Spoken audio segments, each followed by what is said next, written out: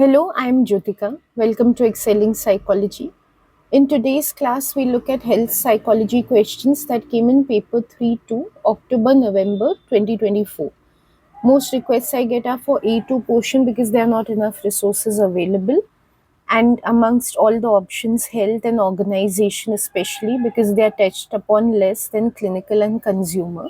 But, anyways, even if you need help with clinical, consumer, or organizational, there are already videos on my channel, so you can just take a look at the A2 playlist, which is there. Okay, so let's begin with health psychology questions. I'll explain to you how to answer the questions as I write a few sample answers. Okay, let's look at the first question. Camilla's father is told by his doctor that he needs to take pills every day. Camilla does not know if her father is adhering to the doctor's advice. Suggest two ways in which Camilla could check whether her father has been taking his pills every day. My opinion on this paper, firstly, Health Psychology 2024 October, is that it was really scoring because quite straightforward questions, easy questions have come. So, as you know, adherence to medical advice, that also very direct question about pills, how she could come to know whether pills are being taken or not. They're very simple measures, as you know. So, you can talk about pill counting that you have learned in the syllabus. So simply a matter of counting whether as many pills as prescribed are being taken or not by the father, by taking a look at his bottle or I forgot what that is called of pills. So that can be looked into. Or the other one I can recall is medical dispensers are there. So those special boxes are there with days and times uh, of the week in which medicines are placed. So she can take a look whether he's taking the medicine for the allotted day or time or not. So this is a very straightforward answer that you need to give from adherence unit.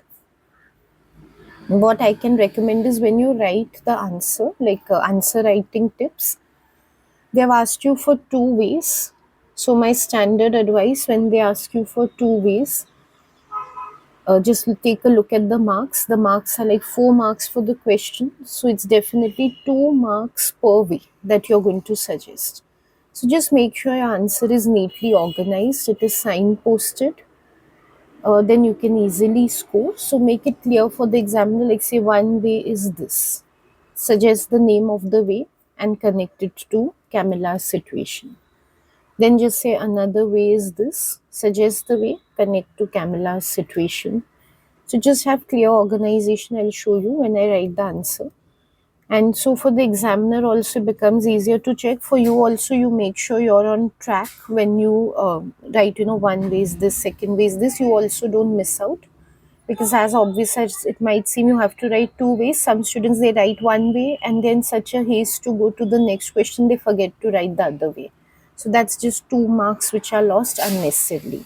So if you keep writing like this with signposting, it reminds you also that you need to cover one more way after you've completed one.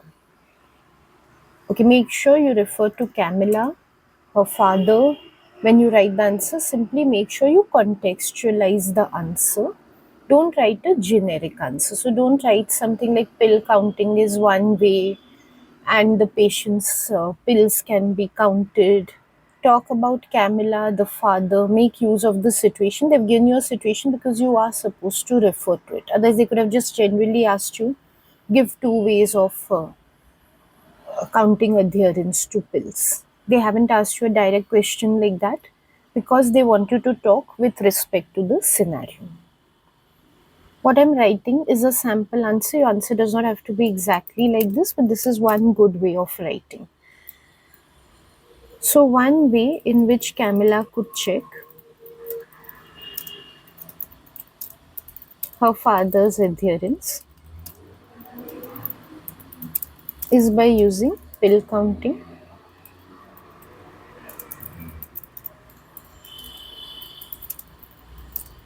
She could count the number of pills left over in her father's bottle at the end of the week or month, and cross check against the doctor's prescription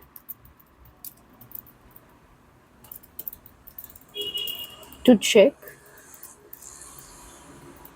whether how many pills are consumed matches with the prescription.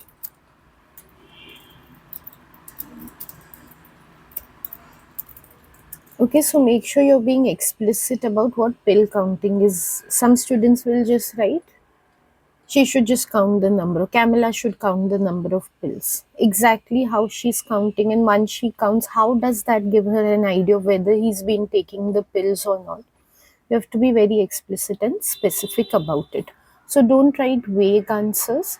Also, I know the question is whether the father has been taking his pills every day. So to your mind, it might come that there needs to be a daily check. But all the methods which are given in the syllabus, they are not a daily check. Yes, you can say in this she can check every day, but then it'll be the same as use of medical dispensers. It's up to you. Like I said, this is just a sample answer. If you want, you can write it that way also. That is correct. This time, as you know, I know this is a little superficial, but you have, instead of allotted space for writing, you get supplements to write in A2. So you can always break down your answers into neat paragraphs, like one way in one paragraph, another in another paragraph. Just as I said, this superficial, no marks are dependent on this. It just makes for neat organization. So another way in which she could check is by making use of medical dispensers.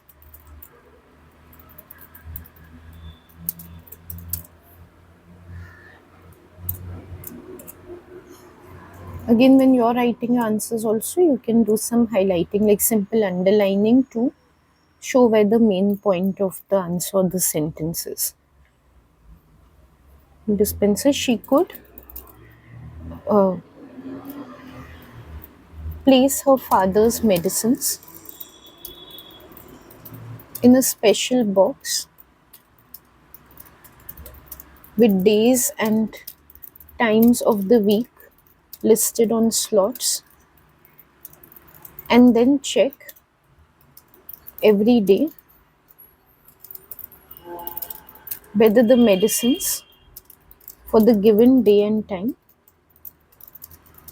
have been consumed. Again, just elaborate sufficiently and make sure you're explaining the point thoroughly. Like, it should not just be a matter of writing this should be done and that should be done. How it should be done, whenever they ask you ways for something, they mean how it should be done procedurally in practice. Exactly what is being done, that needs to be explained. So make sure you write from that point of view. Otherwise, there's nothing much to this type of answer. Let's look at the next question. This is 10A. I'm not writing the exact question numbers here. If you want those, on the first screen of this video, I had shown the paper. You can just take a screenshot. You'll get the question numbers from there. Okay. Here what they're asking us is, this is from the Armstrong study, I can see. There are two practitioner styles, doctor-centered, that's directed, and patient-centered, that's sharing, as we've learned in the key study by Armstrong. Outline one of these practitioner styles in relation to an individual explanation. Key thing in this question, that's why we have to read questions very carefully and thoroughly before answering.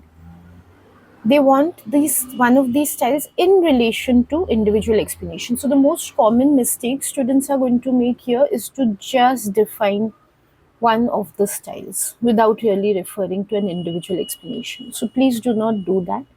Please make sure that you relate it with an individual explanation. So if I take, for example, let me take sharing style. Firstly, we should just revise in our mind before writing. It just takes hardly a second or something. A sharing style is the one in which the doctor fully involves the patient in the consultation. So the patient's perspectives are noted and doubts are addressed, resolved. That is sharing style. Directed style is when the doctor does not do any of this. It's a one way communication in which the doctor just informs the patient what his diagnoses are, what is the treatment to be done ahead, when the appointments are to be scheduled, and there is no involvement of the patient in the consultation. Let me take sharing style for now, because looking at the results of the Armstrong study, we had seen one result was that if a patient has medical knowledge, say they have some medical background themselves, then when it comes to consulting the doctor, they prefer having a dialogue with the doctor rather than just being told what is to be done, because they already have sufficient knowledge. They don't need a lot of knowledge from the doctor. Rather, they want to mainly have their doubts addressed over and above whatever they know, whatever doubts they're having, they want the doctor to answer that. So they prefer a sharing style. Now, why I have mentioned this is because they're asking us in relation to an individual explanation. So, this is the individual explanation.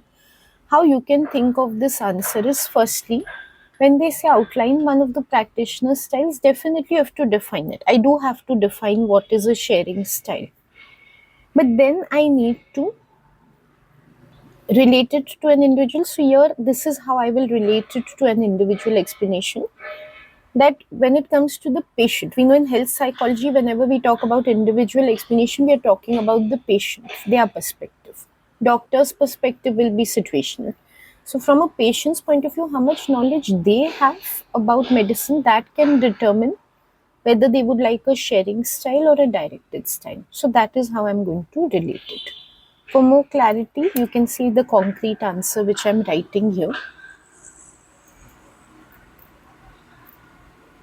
As outlined in the study, this is not compulsory. What I'm writing here, it's optional, but I like to write the name of the study. So, as outlined in the study by Savage and Armstrong, and definitely this now what I'm writing, you have to sharing style of consultation is the one in which the patient is fully involved in every stage of consultation via dialogue between the doctor and patient regarding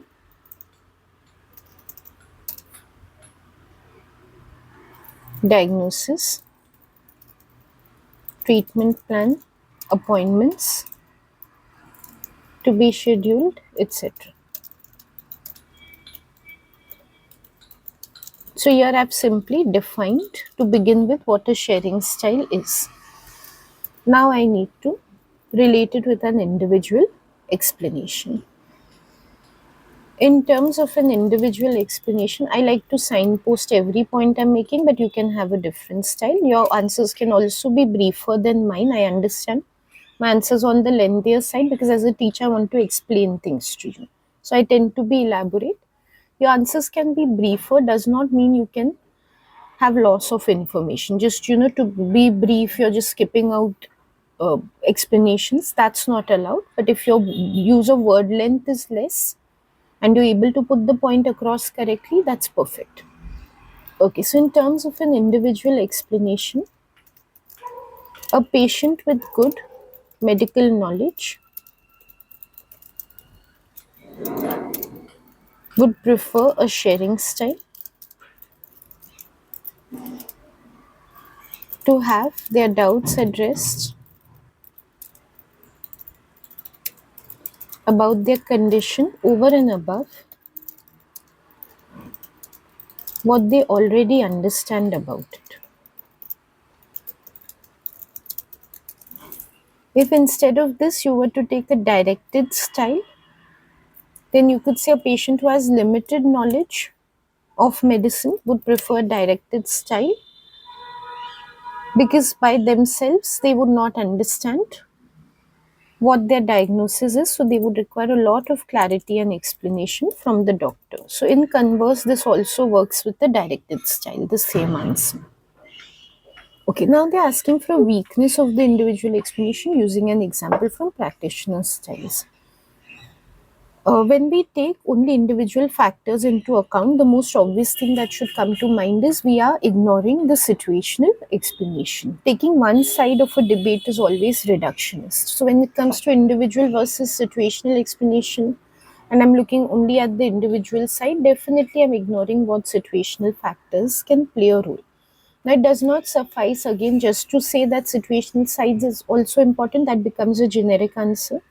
We should be able to give some example of what a situational factor could be, which could determine the doctor's style rather than the individual explanation. For example, the one which we've just given. The doctor themselves might have a preference based on their personality, which style they like to use. So that can become the factor which is like more prominent in which type of consultation will be done rather than the patient's own knowledge. Or even if a patient is having some knowledge about their condition, but say there's time pressure, in the sense they're in a critical health state and they really need help very quickly, treatment needs to be done very quickly. In that case, despite all their medical knowledge which they're having, they might need the doctor to give a directed style, like immediate knowledge to them, because there isn't enough time or room for too much of a discussion or dialogue to take place.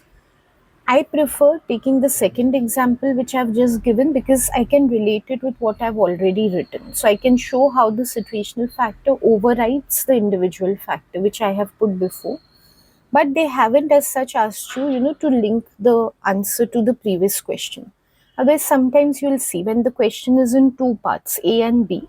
In B, it will be mentioned with respect to what you have written in A, give a weakness. Right now, they haven't done that. So, the first example, again, if you want to talk about any situational factor, like the doctor's own personality, you can talk about that also. I would like to relate it to what I've already written.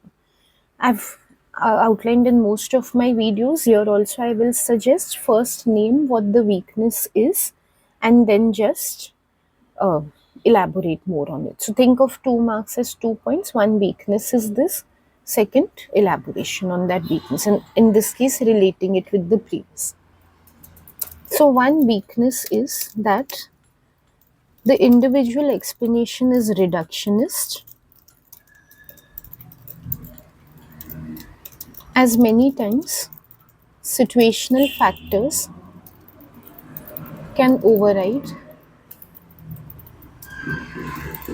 individual explanations. Then I can give the example. For example,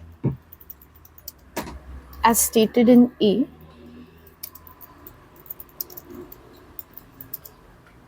even if a patient has medical knowledge, when it comes to a critical diagnosis in which treatment must begin immediately,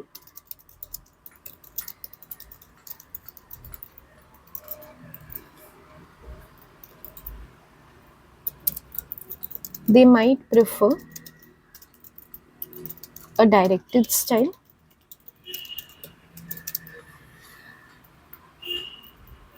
as there is no scope for dialogue in such emergencies. Okay, I'll upload these answers on my website and I'll link the page to the description box and to the comments box below, so that if you need these answers for reference in future, you can keep them in front of you in PDF format. I hope when you're watching this video, you're not just watching it passively. It's not a film that is going on. You need to be active if you want to learn, if you want to be able to write well in your paper. You have to take an active approach to learning always. This is something I mention in all my videos. So I hope you have your notebook and your pen in hand, and preferably you're trying to write your own answers, like pausing the video, writing your answer, and then checking with my answer to see whether there's a match or not. That would be the best approach. If you're not doing that, at least take the effort of writing the answers from whatever you're understanding from your, write down an answer from your own understanding. Be active, looking at answers like resources which are available officially online, or videos like these, is not going to be of any use at all. Trust me, I have years of experience. Watching, reading does not help at all unless you sit and you write your own answers. Okay, let's look at the next question. This is again a scenario based question, and the simple one again, like I said, I found the overall paper simple for health psychology, like what the easiest topics have come up in this October November paper. So we have one from Munchausen syndrome, which we know is an easy to understand syndrome.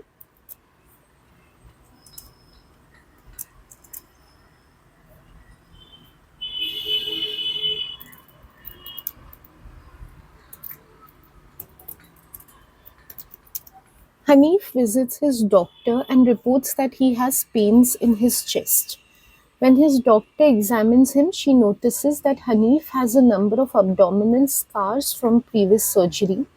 The doctor cannot find anything physically wrong with Hanif, and she thinks that Hanif may have Munchausen syndrome. Suggests why the doctor may think that Hanif has Munchausen syndrome. How they've made the question even easier is that they have picked up an exact situation from the Alim and Ajarim study, which we have seen. In that, also, the case study of the woman that they did, she also had scars in her stomach wall, which is the same thing as here they have mentioned that Hanif is having abdominal scars. So they have just directly lifted off a situation from that case study, which again means that you can score very easily, because in that case study anyways how you have seen how the lady was diagnosed. Even if you do not want to refer to the Alim and Ajarim study for this, what was given before the study, Alim Ajarim themselves have given some diagnostic factors in general besides the case study which they have done.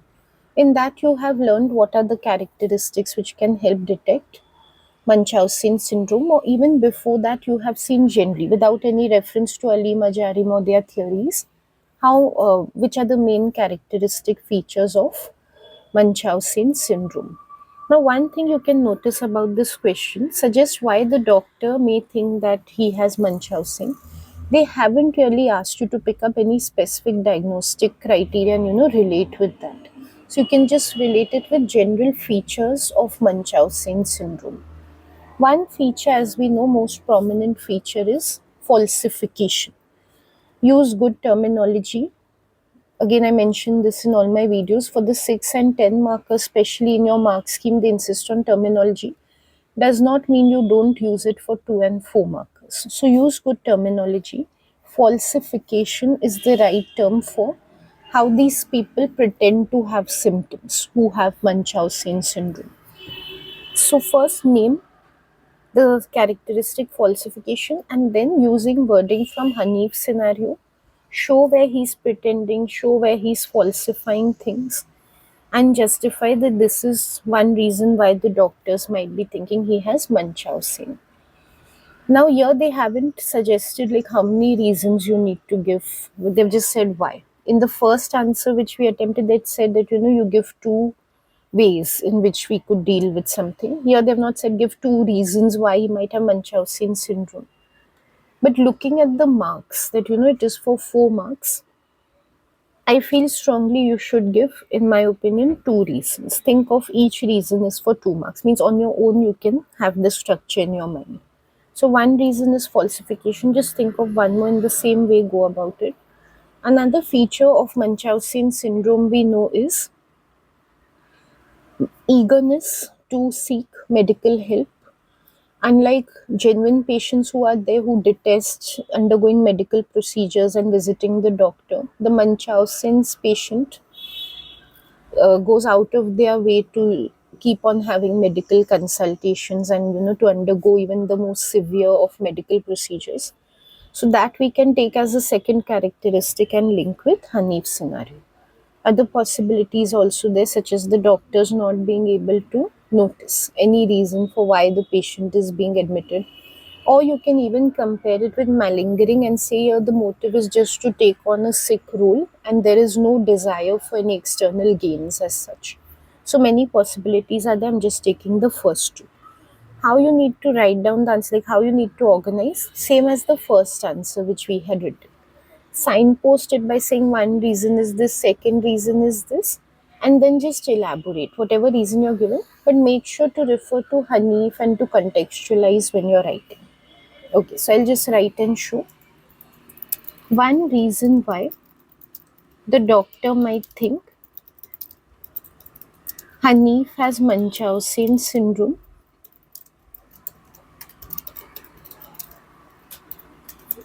is falsification of symptoms.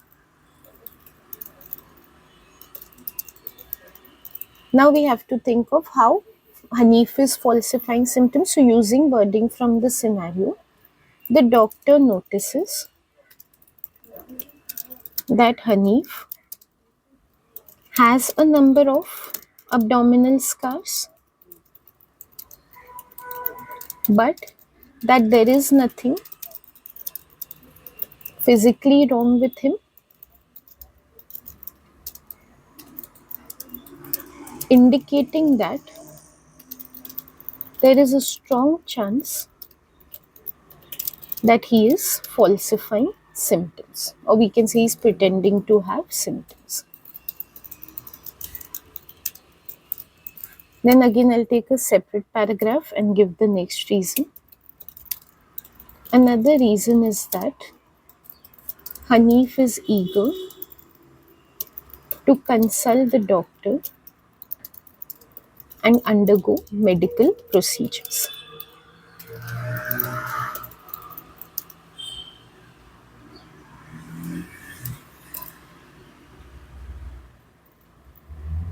It appears that Hanif has undergone several procedures before,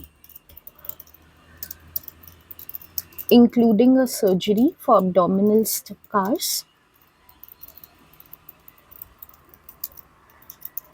and has again visited the doctor for pains in his chest, suggesting that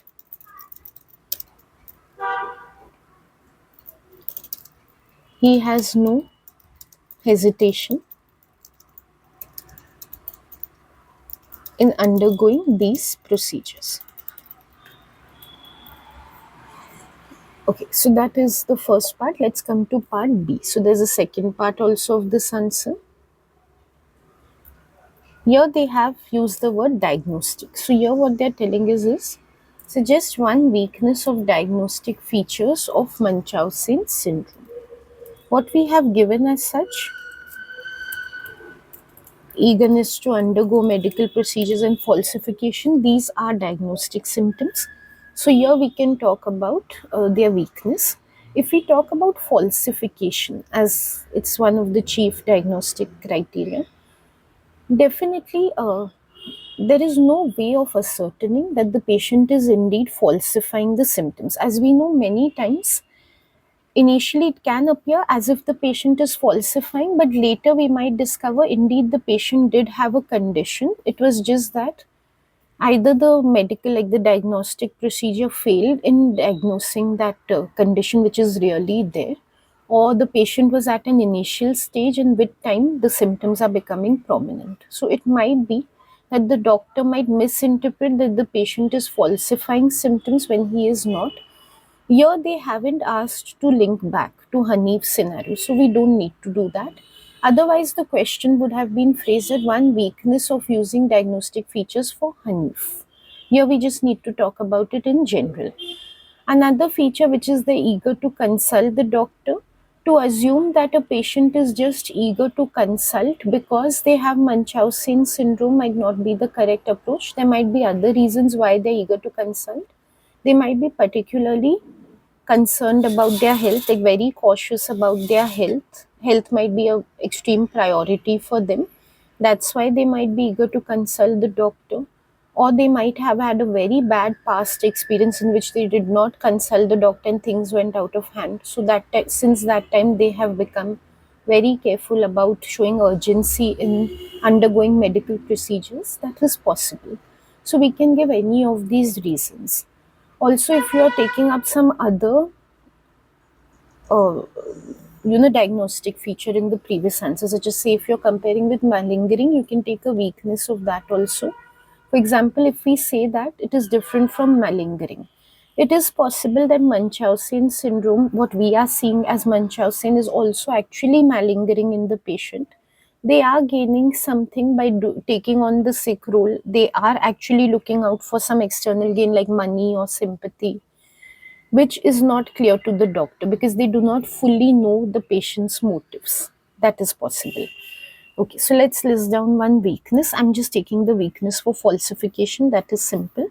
So we can say one weakness of the falsification feature is that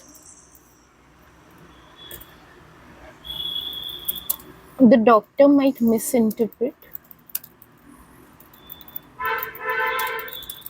that the patient is falsifying symptoms,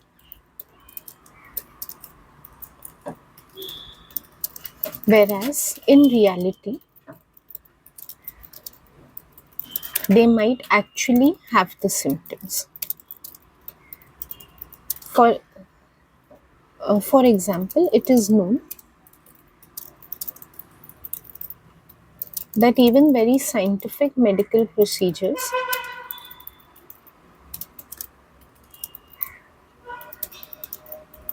can on occasion result in erroneous diagnosis. So it is possible that the patient has a symptom, but the diagnosis has failed to detect it. You can use the term false negative here if you wish to. This can reduce validity of the Munchausen's diagnosis. So if the patient does not have Munchausen, actually has a condition, but still we are saying that they have Munchausen syndrome, then definitely there's no validity to the diagnosis. Okay, so this is a simple way of answering the question. Let's look at the next one. We have 12A and B, the standard 6 and 12 markers. Again, the very simple topic of the measures of stress which are there. So they've asked us to describe firstly a test of Friedman and Rosenhan's type A personality and Holmes and Rahe life events questionnaire. I remember when my students gave this October-November exam, there were some of them who were discussing about how students overlooked the question, like they did not read this question carefully, so actually it was very easy to score, but they did not do as well as they could have. Now what's the reason for that? Just see how what we call careless mistakes or silly mistakes can really bring down your scores. What they've asked you is a test of Friedman and Rosenhan's type A personality. Now, I don't know, students are in such a haste or rush while writing, or they don't prepare that well sometimes. They just don't read the question. If they read it, they just overlook the fact that a test has been asked for. So, what many students have done is for this answer, they have just described the theory. The type A, type B theory they have described and given in the paper. They haven't asked you to describe the theory. Of course, you can describe a part of it and gradually come towards the test. But if you're not writing anything about the test at all, and you're just writing something about the theory, you're not going to get any marks. They're not asked for that in this question. Same way for Holmes and Rahe's life events questionnaire, students have just described Holmes and Rahe's theory of how stressful life situations can contribute to stress. Like they have addressed this question from the theory part rather than the measures of stress part. That has become an issue. So make sure you always read the question carefully, because this is where it becomes a big problem. Simple questions, very easy to score 6 marks, and the only reason you're losing marks is because you aren't reading carefully. So that should not be the case. Okay, the structure of this answer is very simple. As I always say, very quickly, I'll go through it. For a 6 marker, two parts asked. Nowadays, repeatedly they are doing this, so it's become clear this is going to be the pattern. Always for the 6 marker, they're going to take up any two topics from a section and they will ask you to describe those. Each then becomes worth 3 marks. So in this case, the test of type A personality is worth 3 marks, and Holmes and Rahe question SRRS is for 3 marks. So make sure you're giving equal weightage to both topics. That is the first rule. Don't write too much about one and nothing about the other. That's not how you can justify 6 marks. Secondly, make sure you're not giving any evaluation points at all. By evaluation points, I mean strengths and weaknesses. For that, you have the next question. This answer has to be purely description, what you have learned in the textbook from there.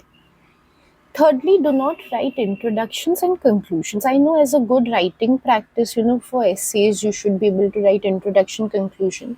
So with good intention, many school teachers suggest that, give an introduction and a conclusion. So say something in general about what is stress, what are measures of stress, and in the end just summarize whatever you've written. The fact is you do not get any credit for these answers, like introductions and conclusions in the answer. And in my opinion, there's just too much to write in paper 3, because you have to do two options. Besides health, you're definitely doing one more. And you have to do a 6 and 10 marker in that also. There's just too much to write. So, in my opinion, that time which you give for an introduction and conclusion, you don't get any credit for that, is really not worth it. So I would suggest you just think of like this answer should be in two paragraphs. One is a summary of type A personality test. Second paragraph is a summary of Holmes and Rahe life events questionnaire test. That's it. Don't think of even including anything else in the answer. Okay. Now, depends now which textbook you are learning from. In one of the textbook, Jensen's activity survey has been summarized for type A personality, which is the test which is based on type A. So definitely you should be taking that one. Very strong opinion I have here. You should know about JS and be able to give it here. In case that is not there in your textbook, then whichever test is given in your textbook, you can take that. As of now, I'm not able to think of any other test. But just keep in mind one thing: if you don't know of a test, because in your textbook they have not covered, there are cases. There are one or two textbooks which are pretty bad and there's no coverage at all. So if you don't know of a test which is related, or you have overlooked it, somehow it was there but you didn't really pay attention that okay, this is a test, it was not highlighted to you, like under measures there has to be a test. So you just think that I'm just going to write about type A and B personality theory and I'm going to get marks. That will not happen. Like at the most you'll get 1 out of 3 marks for writing something about what type A type B is. But if there's no mention of a test at all, and you're not suggesting how it is put into measurement at all, you're just giving the theory in general for its own sake, do not expect to score anything with that. Okay, so I'll just summarize about like how we can write about this. What we can write is, for the first paragraph, Friedman and Rosenhan initially developed a structured interview to measure type A personality and link it with heart disease.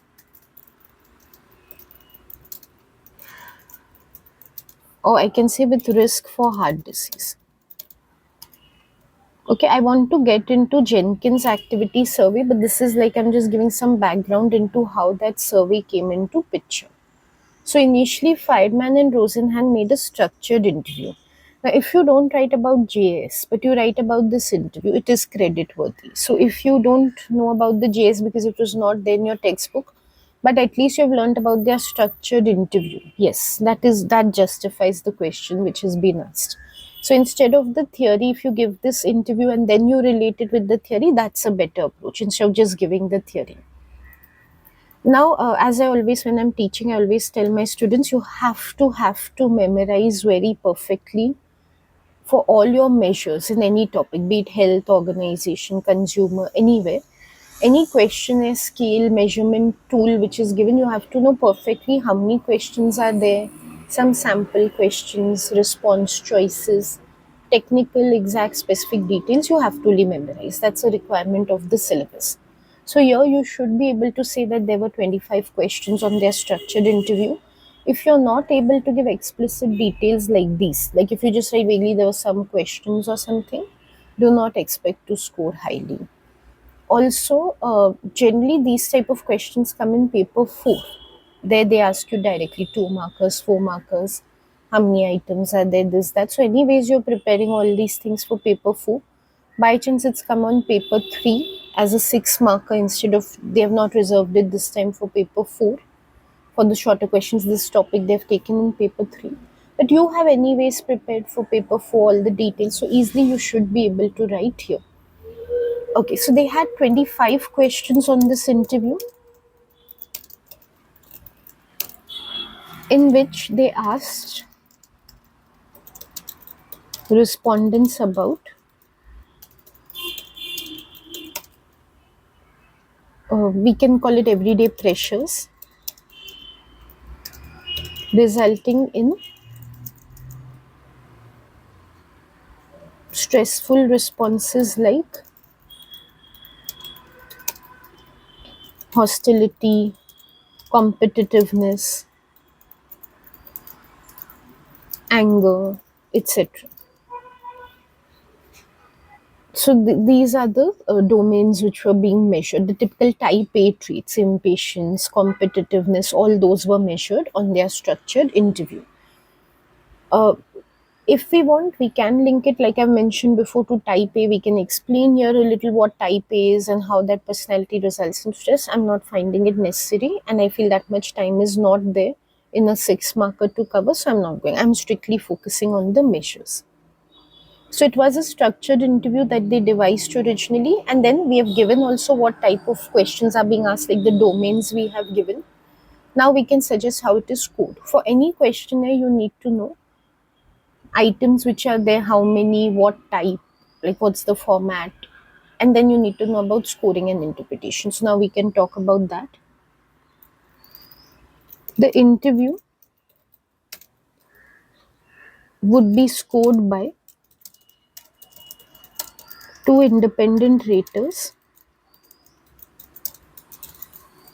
who would analyze its audio recording and cross check their interpretations of whether the respondent had a type A personality with each other. Okay, so this was the way of interpreting. Of course, you can link this to inter-rater reliability, but like I said, I like to avoid evaluation points here. So bringing about a strength right now instead of in the 10 marker that them both analyzing would make the results more reliable. I would not like to do it right now. Rather, I would like to move towards more description of the JS. So now I can say, based on this interview, later a survey was prepared. You can call it a questionnaire also, by Jenkins. You have to know the exact name, called the Jenkins Activity Schedule. Survey, I'm sorry, Jenkins Activity Survey. And it should be Jenkins et al. So this was, as we know, this is like that paper pencil adaptation of the interview. So it was a paper pencil adaptation of the interview consisting of 50 questions. So again, you have to memorize and write the exact number, which could Identify type A personality. It had similar questions relating to hostility, dominance, competitiveness, etc.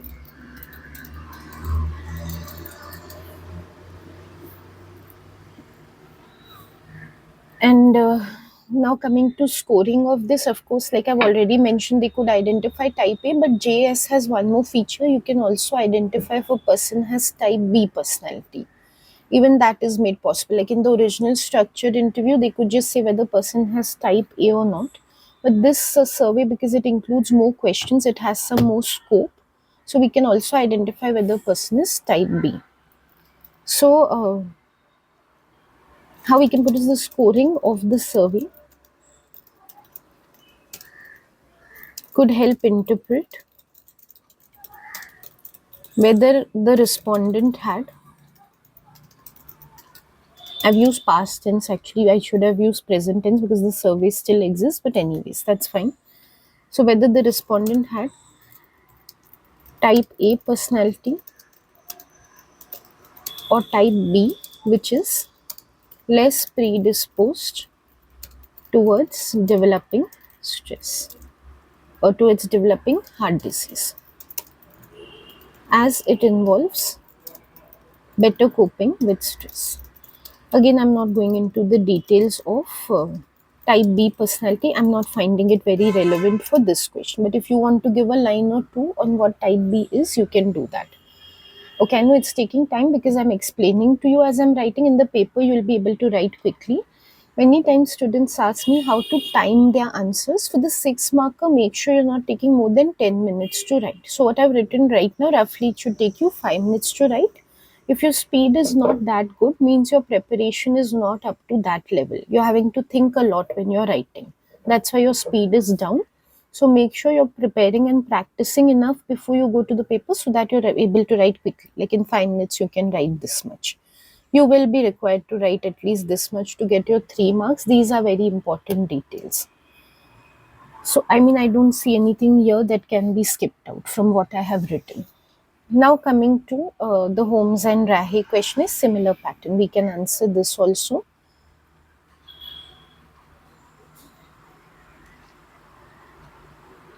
So Holmes and Rahe, the SRRS life change units and all, you should start thinking about that.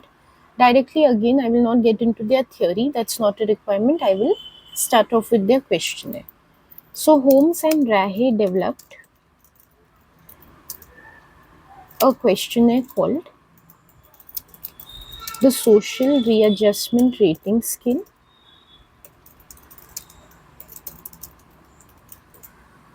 SRRS, to measure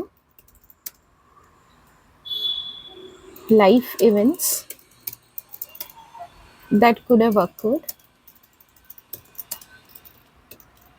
in a respondent's life and contributed to stress.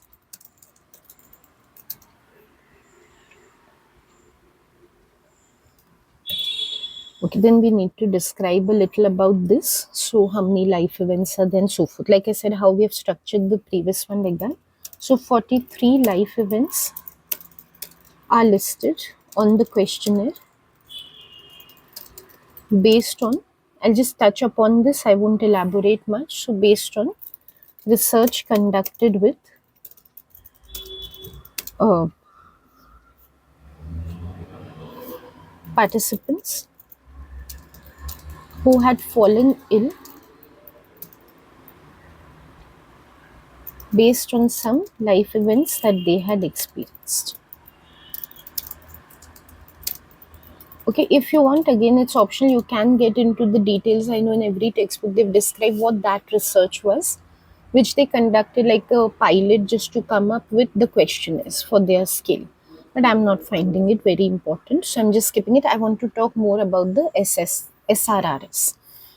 So, what patients, participants have to do when they're answering this, and what is the usefulness and how it can be scored, I would like to focus on that. So we can say that participants or respondents have to think back to the past 12 months in their life as they answer this questionnaire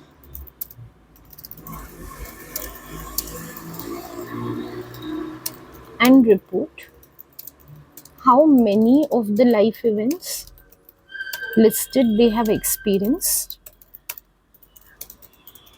in this period. Then talking about scoring and life change units, so we can say life change units, LCUs,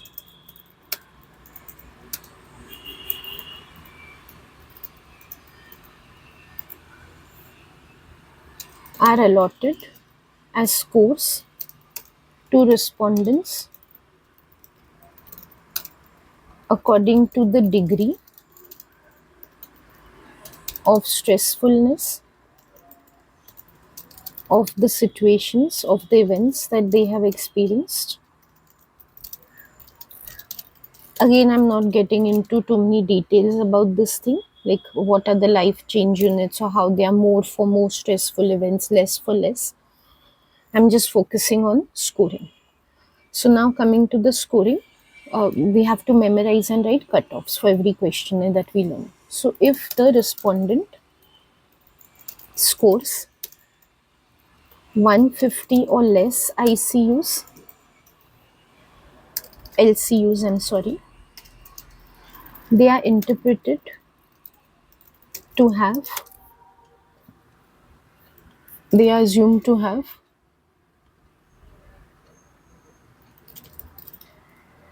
a 30% chance of developing stress. If they score up to 299 LCUs, the likelihood is assumed to be 50%, and scoring 300 LCUs or above translates to having an 80% chance of developing stress. Okay, so this is scoring and interpretation. So I just like to quickly revise that what I've done in this answer is for each questionnaire, I have given technical details like how many questions are there, then what also respondents have to do, how they have to answer, and finally scoring and interpretation. From the scores which are derived, what we can interpret about how much stress they are likely to experience. So this is the structure which I have followed. And of course, what is more important than the structure in these type of answers is being able to quote exact figures. That matters a lot when it comes to measures. I know it's repetitive, but I want to really reiterate and ingrain it in your mind that you better give numbers and figures if you want to score well. It is not optional. The mark scheme, I think, is not out yet for this paper. I have not come across the mark scheme yet. But I'm sure what they're going to do is they're just going to list out all the numbers and everything similar to what I've written here. They might include a bit of the theory also, because many times, especially in health, when we look at the mark scheme, they just copy paste a ton of information into the mark scheme. They don't really segregate or, isolate what is to be written and what is not to be written. So when you look at it, you look at so much information, you might feel it's optional. I can write anything from here, whatever I want. That's not true. If you want to score well, you will have to quote figures. For more information how to score well, you can watch some of my previous videos. Today I won't be able to take much. The In one of my videos, I have highlighted the table A, which is there for the 6 marker scoring. You have to set your eyes on that if you want to score well, rather than the mark scheme content which is there, because the content, like I said, is too much. You won't be clear out of this how much is to be covered, how much not. So it's better to look at the table. From there you will realize what I'm saying about. You need to be specific, or you need to have exact details in your answers. It matters because it counts under specific knowledge and understanding criterion which is there on that table. So make sure you write in a way that you can score in the high mark band on that table. Okay. So this was the 6 marker. The 10 marker always comes from what is asked in the 6 marker. This I'm mentioning for those who are looking at the paper for the first time. So some of you who are seeing this, paper 3, what type of questions come for the first time, just know one thing, that the 10 marker always corresponds, like has the same topics which are asked on the 6 marker. It can never be different. Which means one very important thing, if you haven't realized it already, if you skip any topic in the textbook, like many times when I'm teaching students in class, they'll ask me, what if we skip some topic in the book? Is it okay? Can we leave out one or two topics that we are finding difficult? So, say for example, can I leave type A personality and life events questionnaire because I find it difficult? If you do that, you straight off lose 16 marks in the paper if it comes for the 16 marker. So that's 16 marks gone. So in psychology, for paper 3, at least you have to only do all the questions, all the topics. There's no potential for skipping. For paper 4, also actually you have to do all the topics. Only thing, once you write paper 3, then you know what will come for paper 4 and what will not come. But before that, you don't know. And that much time, I know there's a sizable gap between paper 3 and paper 4. But it's not enough to be able to prepare full paper 4 in that much time. So you will inevitably have to do everything for paper 4. Yeah, when it comes to you have given your paper 3, then you can become more focused on what is likely to come in paper 4. Like after that, then you can stop revising the remaining topics. But not doing at all will not be a good approach. So in some, in psychology, you cannot skip any topics at all. You can lose really big amount of marks if you just skip topics. Okay. Now we have the evaluation question. The topics are the same. Key thing to look out for, like first thing to look out for in the evaluation question is discussion about questionnaires. What's the named issue? The named issue is questionnaires. We definitely have to include that. Besides that, we can take any two more evaluation points of our choice. I have explained a lot about this in previous videos, how to answer 10 markers. You can watch any of those videos, even if they are not related to health psychology particularly. Say I've put up something from clinical, you can still watch it because the structuring remains the same. Here I'll just give you one or two ideas briefly before moving ahead. In my opinion, and looking at years over years what Cambridge examiners have released reports, they have a preference for three issues in total in evaluation. Three issues in great detail. Now, what we mean by three issues is you can also think of it as three strengths or weaknesses, not more than that, because examiners have repeatedly specified that when students take a breadth approach, like say for this topic, I know 4, 5, 6 evaluation points, they always sacrifice on depth. So they will write 5, 6 evaluation points, but none will be detailed enough to get a lot of credit. Just like I was mentioning, for the 6 marker, you have to refer to the table to get high marks. For the 10 marker, also, you're going to get marks as per the table, not as per how many points you have written. So, firstly, many students have this misconception that if I write 10 evaluation points instead of say 2 or 3, I'm going to get a lot of marks because, see, I've written 10 points. That's not a requirement in the table at all. If you look at the tables in the mark schemes, nowhere are number of points a criterion for scoring. Nowhere is the length of the answer a criterion for scoring. So these are very superficial things. How long is my answer? How many points are there in my answer? They don't even look at that for your marking. What they do look at is the quality of your answer. So you should take 3 evaluation points, detail each one enough so that you can score highly on the mark band. You might have learned a lot of points and you might be disappointed that you don't get to cover that much. So even when you're practicing and preparing, focus on being elaborate rather than just knowing a large quantity of points. Don't take that approach to begin with. Then you won't be disappointed in the paper. In my opinion, this is strictly my opinion, this is not something which is suggested by examiners. Try to give a balance of strengths and weaknesses. Like, don't give only strengths and only weaknesses. Make sure that you have at least one strength amongst two weaknesses or one weakness amongst two strengths. That's just a balanced approach. Totally optional. If you want to give 3 strengths, 3 weaknesses, you can give. Another thing is when it comes to the issues in debates, you don't have to give strengths and weaknesses. You can just say to what extent one side is supported.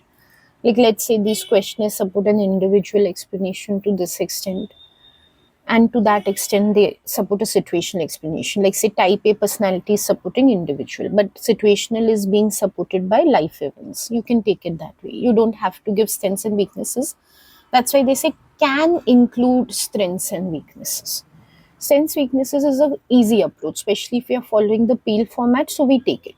But it can just be a discussion of issues and debates also. So if I'm saying, supposing type A is individual explanation, I don't need to give a strength what is good about it for being individual, or a weakness what is bad about it for, I can just say to what extent and why it supports an individual explanation. So I can take that approach also for issues and debates. But when I take general methodological or ethical issues like validity, generalizability, then I should include strengths and weaknesses.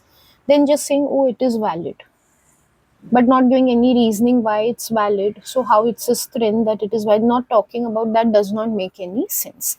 So as far as issues and debates are concerned, you don't need to highlight the strength or weakness of being on any side of the issue or debate. But when it comes to methodological points, make sure you're covering in terms of strengths and weaknesses. Another thing is follow the peel format. I have explained in previous videos. I'll show while writing. I'm not getting into the general details of what's the peel format. Please follow it. Most students don't do well without it. I know you can do without it also, but most students don't do well up without it. So make sure you follow that. Helps you to give detailed and elaborate points. Try to give counterpoints where possible. Try to compare across approaches where possible. Like, these measures of stress are psychological. If you can compare them with physical measures, very good. Like, examiners really like cross linking or cross examination of topics. They feel that shows very good critical thinking. And like I said, try to give counterpoints where possible. Again, shows your critical thinking very well, that you can look at two sides of a strength, weakness, or issue. So try to make your answer very good in quality. Always try to improve quality. Don't try to improve quantity. Finally, this answer also does not require introduction or conclusion. You don't need to, I would say, waste your time in repeating what is already written in the 6 markers, or again giving a briefing of what is it, because I've come across some schools, some are telling the students to, just summarize again what's written. You're not going to get any credit. It's irritating for the examiner. They've just read your full 6 marker. Now again, they should read your summary of what's already written. Don't waste the examiner's time. Also, just get to the point, get to the strengths and weaknesses, and what is the point of a conclusion. No point. You're not getting any credit for introduction, conclusion. Just leave it aside.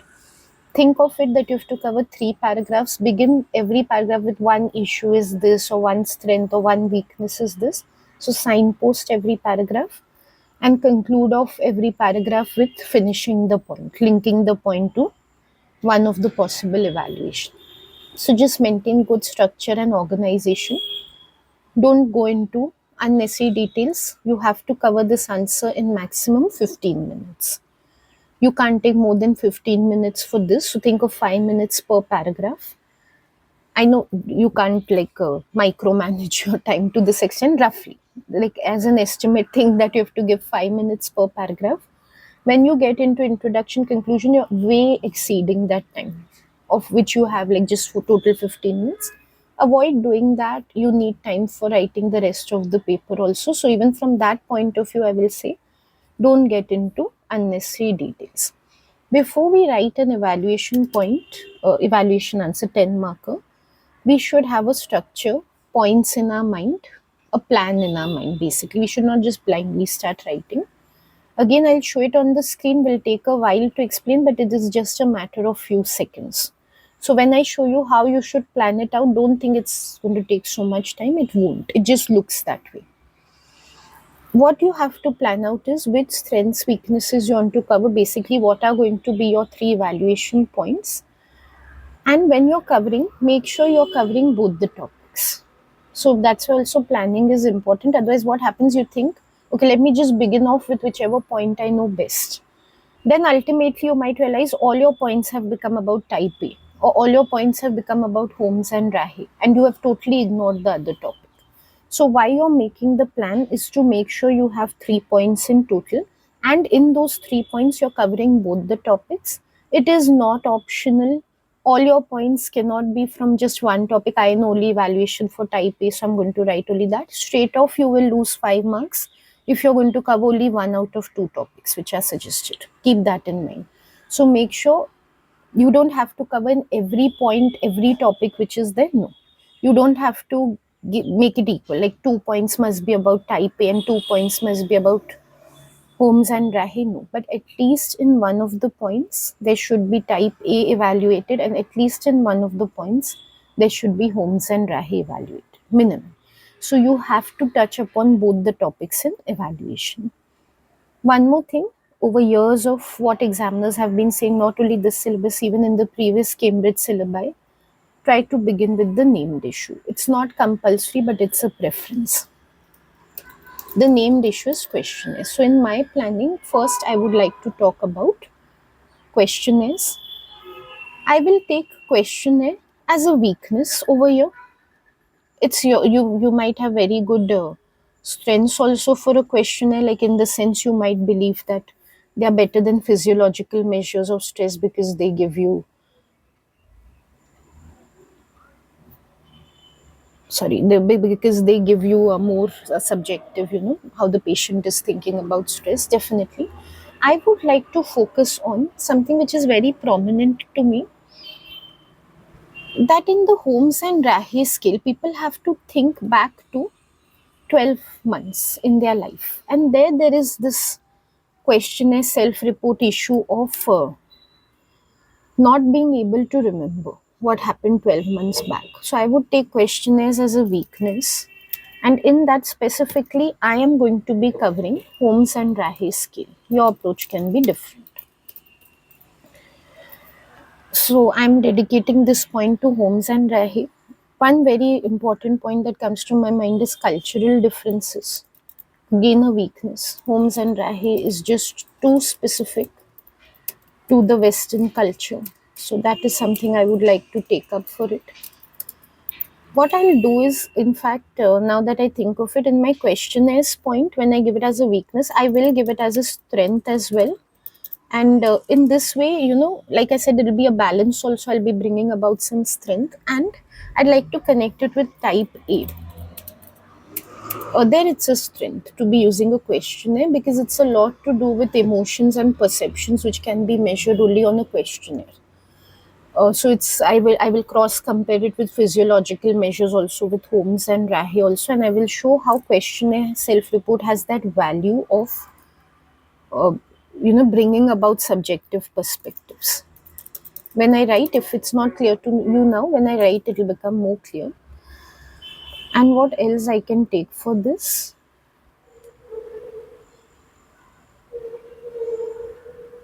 Yeah, I would like to take one point dedicated to type A personality, of how that theory is very oversimplified, which results in a very oversimplified measure of stress. Validity basically is my point here, how it is a weakness of, specifically, it's construct validity. You can just use the term validity also for type A personality measure. Because as we know, it's too oversimplified to assume that a person can be neatly categorized as type A or B. And that is why we might not be able to accurately predict stress. That's the point I would like to take here. I'm just thinking of a counterpoint somewhere. Holmes and Rahe is slightly more objective when it comes to construct validity. They don't really go by perceptions. So, yeah, that I can take as a counterpoint here.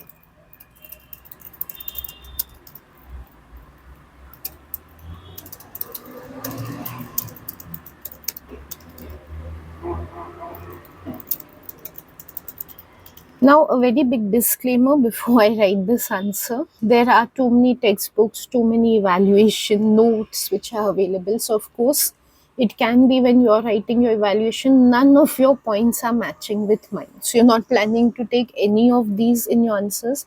That's perfectly fine. What I'm presenting are sample answers. My intention is to help you to see how to structure the answer more than anything, and to just even structuring like becomes easier to understand when you see a concrete example in front of you. From that point of view, I'm writing the sample answers, not because you have to write exactly these answers or these are the only correct answers, not at all. It's just to give you an idea of how to write. So do keep that in mind. Don't panic as you see my answers. Oh my god, her answers are totally different. Mine are not matching with her. And get stressed about it. They do not have to match. They do not even have to be close to what I'm writing. Take this video in the right spirit to explain to you how you should go about answering the paper, what considerations you need to make, what mistakes you should be avoiding. Take it from that point of view. Don't take it as strictly something you have to abide by.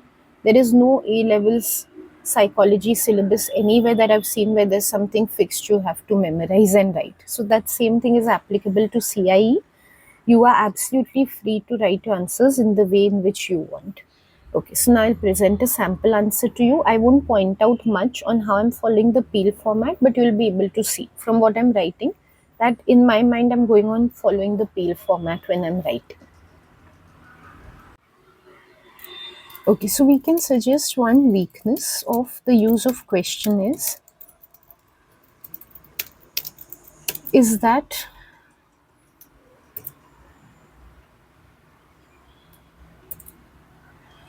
response bias can occur.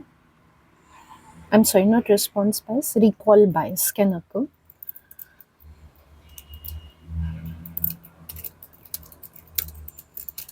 In answering the SRRS. I've explained once what the full form of SRRS is before, that's why I'm using the abbreviation. Make sure at least once you specify the full name of anything that you're abbreviating, then only use the abbreviation. Don't directly start calling it SRRS, otherwise it's not clear what you're talking about. Also, I just remembered one thing. When it comes to question, a lot of time this question comes up. So frequently asked question by students. When it comes to questionnaire, can I give evaluation points related to self-report, or do I have to specifically give something related to quantitative data because it's a questionnaire? So students get confused like how exactly to evaluate a questionnaire. You question is actually a very broad research method like you've learned in your AS itself, so you can give any of these. I'm treating questionnaire from a self-report point of view. When I'm saying there's recall bias, I'm trying to say because it's a self-report, so there is recall bias. Your approach can be different. Your approach can be it's a questionnaire, brings quantitative data that can be very objectively analyzed. So, very objectively, we know whether people are more or less likely to suffer from stress. You can emphasize on the cutoffs in the SRRS. Definitely, that can be your approach. My approach is this. So, questionnaire is very broad. Multiple possibilities are there how to evaluate it in terms of both strengths and weaknesses.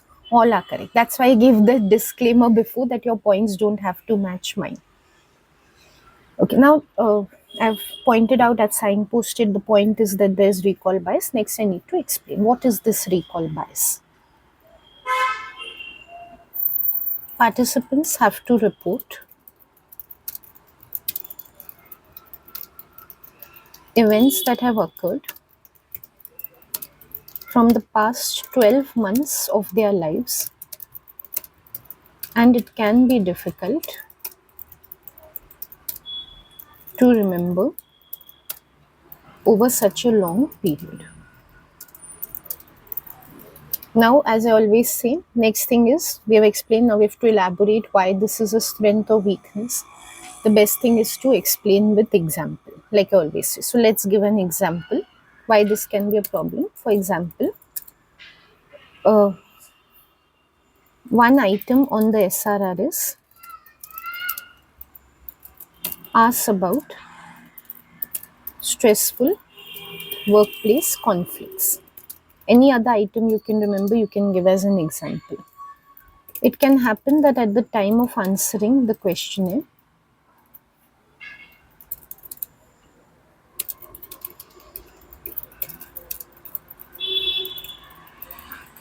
an issue that took place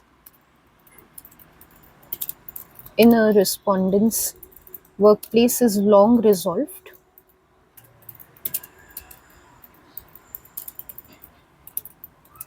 and they are so busy in their current work that they have forgotten all about it.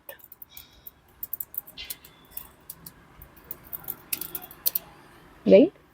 So, memory distortion can occur basically, which will reduce validity.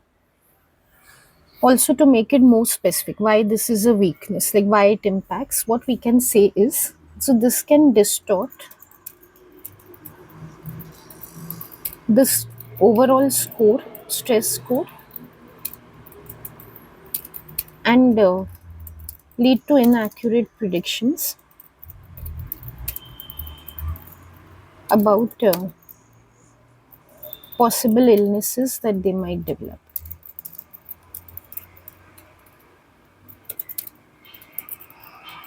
In the given example, since the respondent does not recall the event, it would not be factored into their stress score, reducing the predictive validity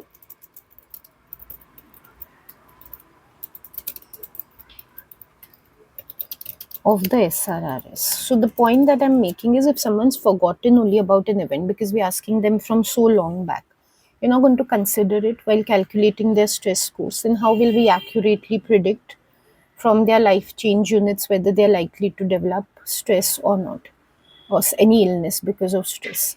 So then there's no point of the questionnaire if people are not able to accurately report at all.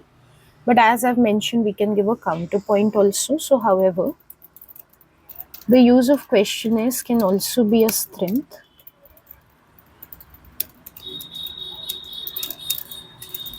Just 1 minute, I just need to check something.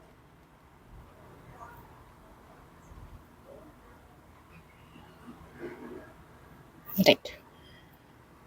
Okay. So, however, the use of questionnaires can also be a strength, as is the case with measuring type A and type B personality. These personality types are based on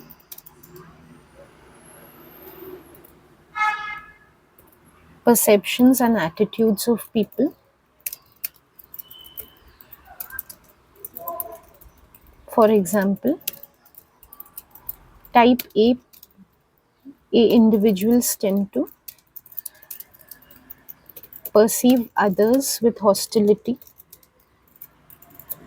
doubting their motives and feeling insecure.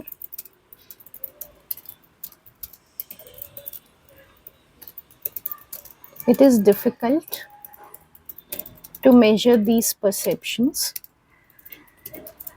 using objective measures, like we have seen objective measures of stress, the biological ones like saliva tests, or even we have seen EEGs, ECGs, which can help. So we can say physiological measures, as they are based on subjective interpretations. So the self-report method of questionnaire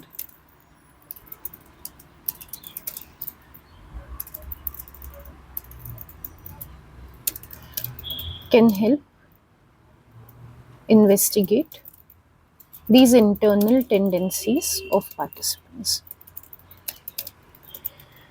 Now, when we practice in class also answer writing, this comes up a lot, that the point is becoming lengthy and the student is not able to cover this much in 5 minutes. Then you can leave out the counterpoint. As I said, it shows for better critical thinking, but it's not compulsory, or this is not the only way of showing your critical thinking. You can skip out this entire counterpoint, which I've highlighted now, and you can just retain the weakness point on questionnaires. That's absolutely fine.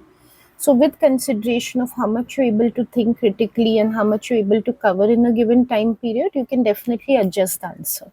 What I'm writing, I reiterate, it's a sample or a model. Your answer does not have to be exactly this way. So your answer can be shorter in length. It can be something that you can manage to cover in 5 minutes. It doesn't have to be what someone else can manage to cover in that much time. That's absolutely fine. So take it in that spirit. I'm just showing you different possibilities. Like you could take this counterpoint as a separate point altogether. It's very, very flexible. The next thing I want to discuss is cultural differences. I would call it rather cultural bias. So, another weakness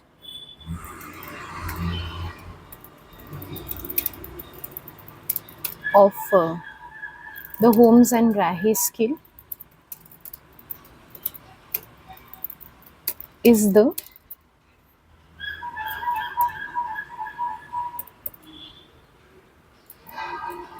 cultural bias inherent in it. Okay, in what sense there is cultural bias? The weightage that has been given to the events which are listed on the questionnaire, like the life change units which have been assigned. So I just need to explain that. There is an assumption that the life change units allotted to different events on the questionnaire are universally applicable,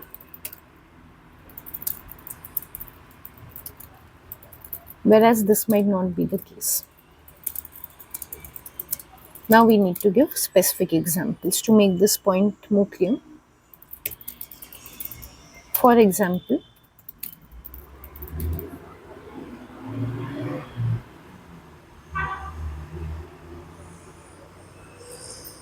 an event like retirement, one of the events, if we see the scale, is retirement. So, an event like retirement can be a matter of celebration rather than stress. In more collectivist cultures,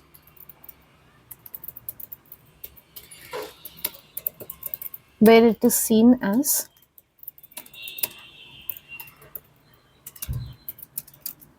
a milestone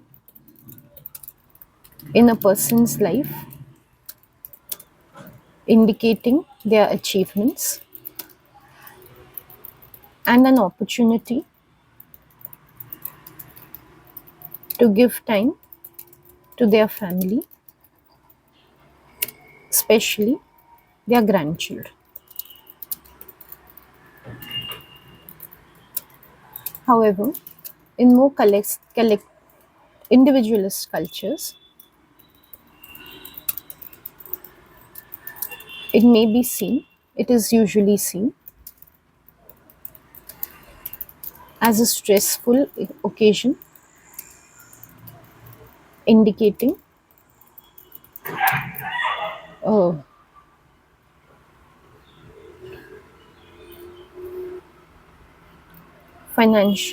indicating an oncoming period of financial difficulties or excessive time with no pursuits. Okay, so in one culture, retirement might be seen as something marking the wisdom of the person, an opportunity to give family time, whereas in another culture, it might be seen as something that is just indicating person is no longer useful, does not have anything productive to do anymore, or that finances are going to be a problem from now onwards because there's no larger family to support them financially.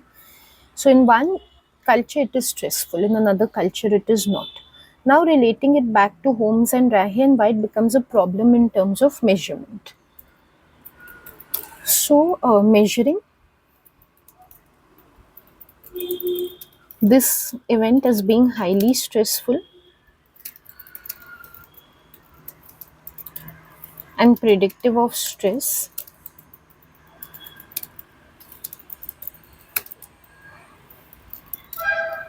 may not apply to all cultures, reducing the validity of the SRRs. Again, it's a matter of predictive validity, but I'm not being that specific here.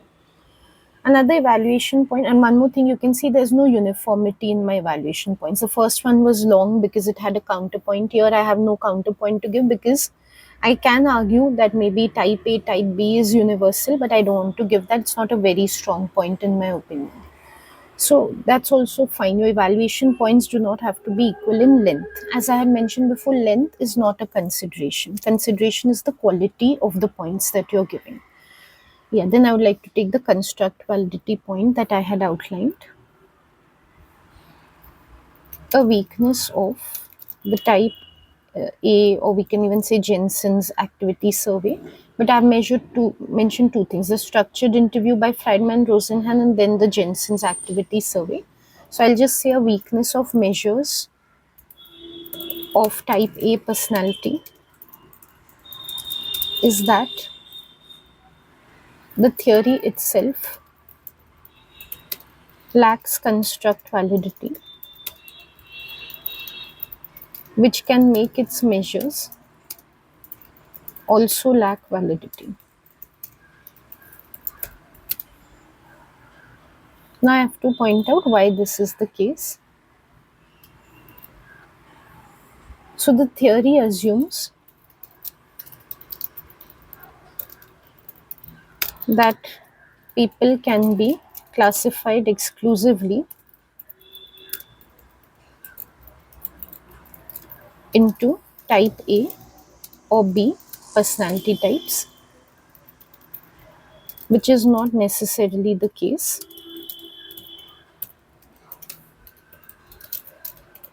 For example, it is often observed that at the workplace, an individual is competitive, driven,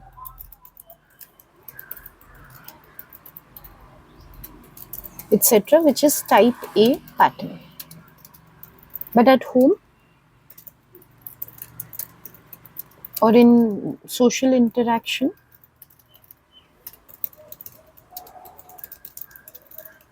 they are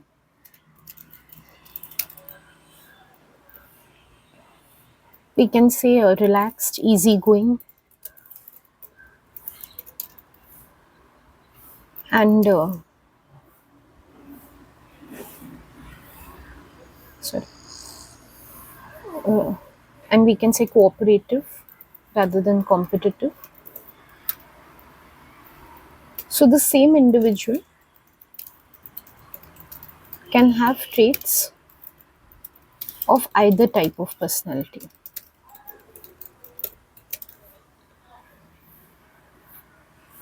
Now again, this is we are saying in general about the theory. We needed to bring it back to the tests or to the questionnaires which are measuring type A and B. So the reductionist view of exclusively classifying people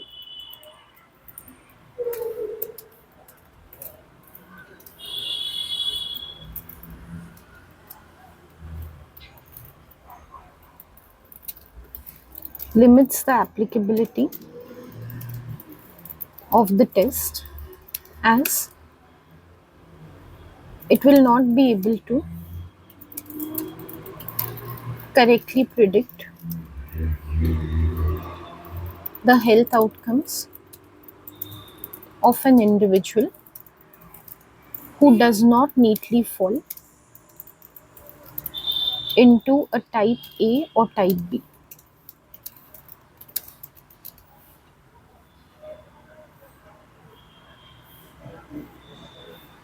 Okay, so this is to do with practical usefulness or application to everyday life is reduced. But of course, as I've mentioned before, we can contrast it with the other scale, which is the type B. Again, Holmes and Rahe. This is again optional if you want to give a counterpoint. However, the Holmes and Rahe SRRS has comparatively good construct validity. Now, why that is the case? It measures life events that have objectively occurred in an individual's life rather than classifying individuals into categories of having experienced or not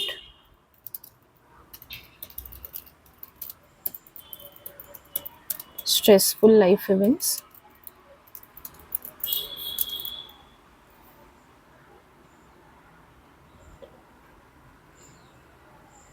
So, actually, like frequencies are taken or life change units. Of course, this is lacking construct validity, as we've mentioned the previous point, because it is not universally applicable.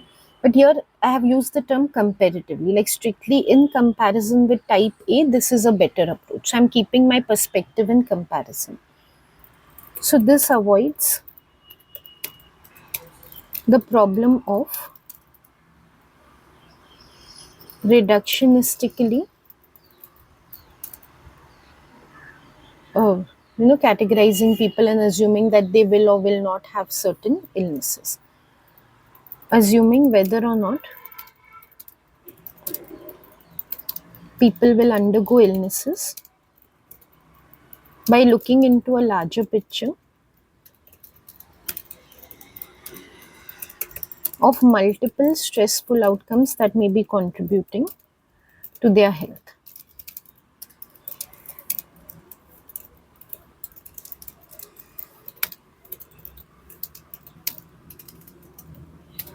So, in comparison with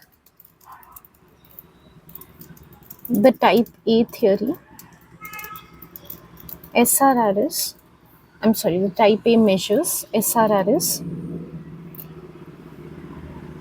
might be a more comprehensive approach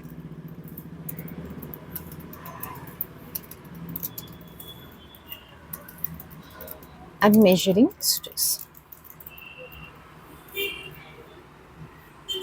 Okay, so that is what I would write for my 10 marker. You can see there are 3 evaluation points in details, and I've struck a balance between strengths and weaknesses, not in the points in themselves, but by giving counterpoints to the strength and weakness points. Also, I want you to note that I have covered both the theories, type A and SRRS. I have not left out anything when I'm evaluating. Sometimes in some topics you have summary studies as well, like as far as I can remember from measuring stress, if they ask you about measuring stress at work, the Chandola studies then summary, which has not been asked here. If that were the case, then I would have to cover evaluation of Chandola as well. Like I cannot leave it out, or I don't have an option that I don't want to cover the summary study in description or evaluation. I have to. Here, there were no studies within these topics, so I did not have to. But in case if there are such studies, we have to make sure we cover those also in 6 and 10 marks. So that's an additional tip for you for the paper. With this, I have solved the Health Psychology October November paper 3 point part. And if you have any doubts or questions about this video, you want to leave any comments, you can definitely leave them in the comments box below. Please do not personally contact me to address doubts which you have about what I've answered in the video. The personal number that I share below and my email ID strictly if you want to book tuition with me or you have tuition related inquiries. If you call me about videos on my personal number or email ID, I will not respond. Only in the comments box, if you talk about the video which is there, then you will get a response from me. So if you really want an answer to your doubts or you want your suggestions to be heard, there's only one way of doing it, putting in the comments box below.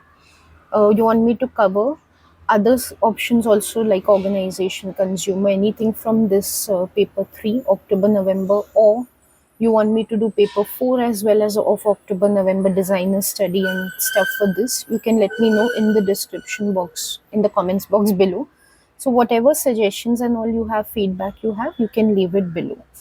And yeah, papers are coming soon for many of y'all. They are coming in February, March. So make sure you're preparing well. Take psychology seriously. I'm a psychology teacher. It's my duty to tell you, do not underestimate the subject. It's a very uh, interesting, important, no doubt, very nice subject, definitely to learn. but one that should not be misconceived to be very very easy to answer. It's just general knowledge, or it's just I can write anything that comes to my mind in the paper. It's definitely not that way. Like, I see students taking it very casually, very lightly compared to other subjects, and that becomes the reason why they do poorly. So since your papers are coming in Feb March, make sure you take the subject seriously, prepare for it, not just read it, not just skim through it, prepare properly for it so that you can score well. That's the best exam tip I can give you. So, all the best for your upcoming papers, and I'll meet you soon with another video. Goodbye.